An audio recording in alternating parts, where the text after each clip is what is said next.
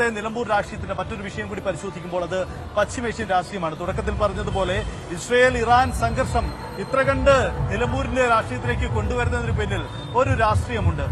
അരുണ, ഈ ഇടതുപക്ഷത്തിന് പൊതുവായ ഒരു പാലസ്തീൻ അനുകൂല നിലപാടുകളുണ്ട്. പക്ഷെ അത് കാലങ്ങളായി അവർ പുറത്തെടുക്കുന്നില്ല.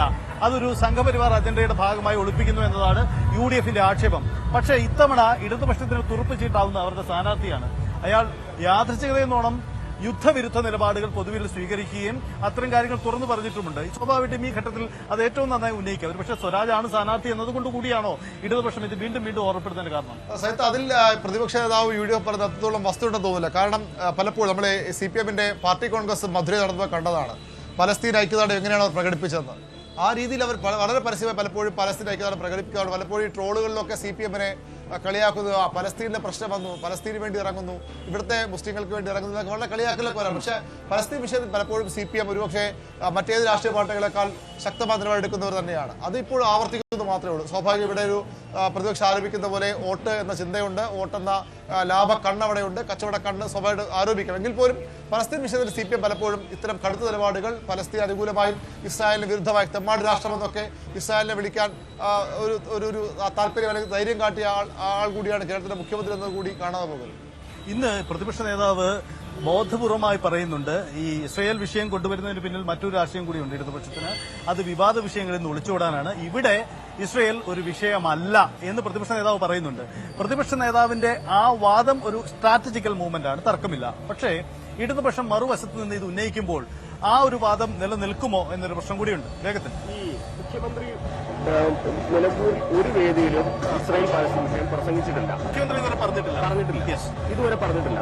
ഇന്നലെ ആദ്യമായി പറഞ്ഞത് പ്രതിപക്ഷ നേതാവാണ്. മുഖ്യമന്ത്രി തൃശൂരിൽ നൽകിയ ഇന്ന് പറഞ്ഞു. പക്ഷേ ഇതിനു മുമ്പ് പറഞ്ഞത് പ്രതിപക്ഷ നേതാവ് പറഞ്ഞതിന് ശേഷമാണ് പറഞ്ഞത്. തൃശൂരിൽ മുഖ്യമന്ത്രി കൊടുത്ത ആ ബൈറ്റിന് മറുപടിയായിട്ട് VS ജിയുടെ വീട്ടിൽ നടത്തിയ കുടുംബയോഗത്തിലാണ് പ്രതിപക്ഷ നേതാവ് ഇക്കാര്യത്തിൽ പറയുന്നത് പലസ്തീൻ കാർഡ് പോക്കറ്റിൽ നിന്ന് എടുത്ത് കാണിക്കുന്നു എന്നുള്ളത്. അതിനുശേഷമാണ് ഇടതുപക്ഷ നേതാവ് ഇവിടെ ടേക്കപ്പ് ചെയ്തിട്ടുള്ളത്. അതിന്റെ ലക്ഷ്യം ഒന്നു തന്നെയുള്ളൂ. ഇവിടെ പറഞ്ഞു കഴിഞ്ഞാൽ നമ്മുടെ രാജ്യത്തിന്റെ പലസ്തീൻ നിലപാട് എന്താണ്? ഇസ്രായേലിലേക്കുള്ള പാസ്പോർട്ട് പോലും നമുക്ക് കിട്ടാതിരുന്ന രാജ്യമാണ്. ആ ബന്ധമൊക്കെ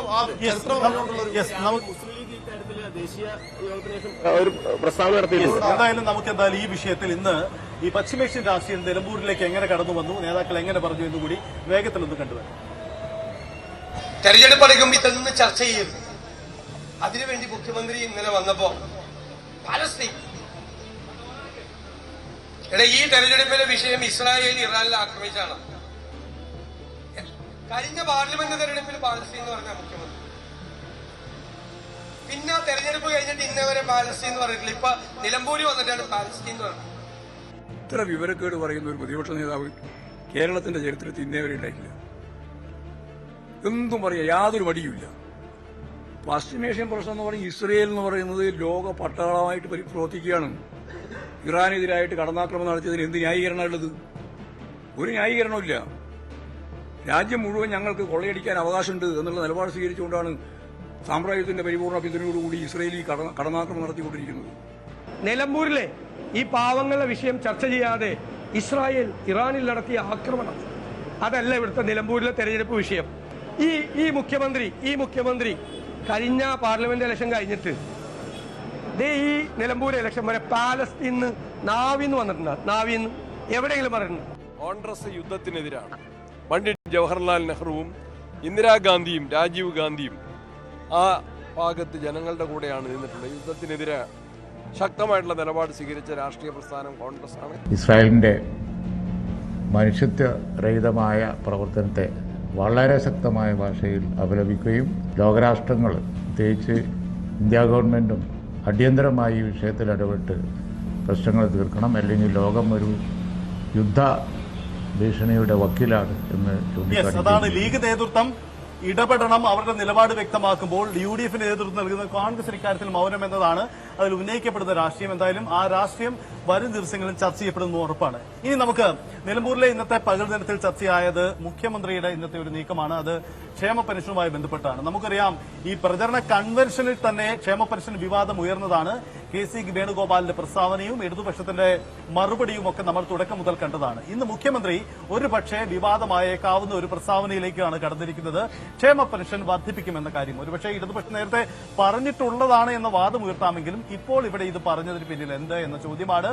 ഇത് വിവാദമായിക്കോട്ടെ, എന്നിരുന്നാലും ഈ ക്ഷേമ പെൻഷൻ ഇവിടെ ചർച്ച ചെയ്യട്ടെ എന്ന വാദം ഒരുപക്ഷെ മുഖ്യമന്ത്രി മുന്നിൽ കാണുന്നുണ്ടാവാം. അരുണെ, വിശ്വസിക്കുന്നുണ്ടോ മുഖ്യമന്ത്രി ബോധപൂർവമാണ് പെരുമാറ്റച്ചട്ടം അത് ലംഘിക്കപ്പെടുമെന്നത് അറിഞ്ഞിട്ടും മുഖ്യമന്ത്രി പറഞ്ഞതാണെന്ന്? തീർച്ചയായിട്ടും. കാരണം സംശയങ്ങളുണ്ട് ആളുകൾക്ക്. പ്രതിപക്ഷം പ്രധാനമായും ഈ പ്രചരണത്തിൽ ഉന്നയിക്കുന്ന വിഷയം അത് തന്നെയാണ്, ക്ഷേമ പെൻഷൻ. KC വേണുഗോപാലിന്റെ പരാമർശം അവർക്ക് ആദ്യം ഒരു തിരിച്ചിട്ടുണ്ടാക്കി. അത് മറികടക്കാൻ പറഞ്ഞത് വാസ്തവമാണ്. ഇലക്ഷൻ വരുമ്പോൾ മാത്രം ക്ഷേമ പെൻഷൻ കൊടുക്കുന്നു, അത് വോട്ടിന് വേണ്ടി തന്നെയാണ്. അത് മുടങ്ങിക്കിടന്നു. ആ മുടങ്ങിയ 2500 ആക്കുമെന്ന് പറഞ്ഞു, അത് എവിടെയെന്ന് ചോദിക്കുന്നു. അതിനുള്ള മറുപടിയാണ് മുഖ്യമന്ത്രി പറഞ്ഞത്. ക്ഷേമ പെൻഷൻ വർദ്ധിപ്പിക്കുക തന്നെയാണ് സർക്കാർ നിലപാട്.